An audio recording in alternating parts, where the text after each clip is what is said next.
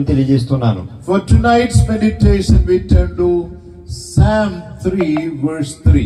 ఈ రోజు రాత్రి దేవుడు మనకి ఇచ్చిన వాక్యముల ప్రకారము కీర్తన భాగము Psalm 3 verse 3. మూడో కీర్తన భాగము. But thou, O Lord, are a shield for me, my glory and the lifter up of mine head.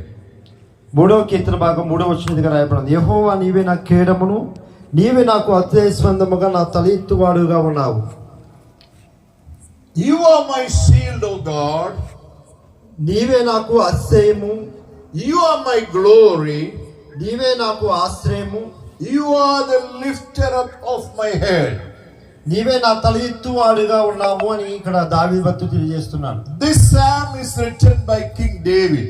ఈ కీర్తన రాసింది ఎవరంటే దావీదు భక్తుడు కీర్తన రాసి ఉన్నాడు. It was written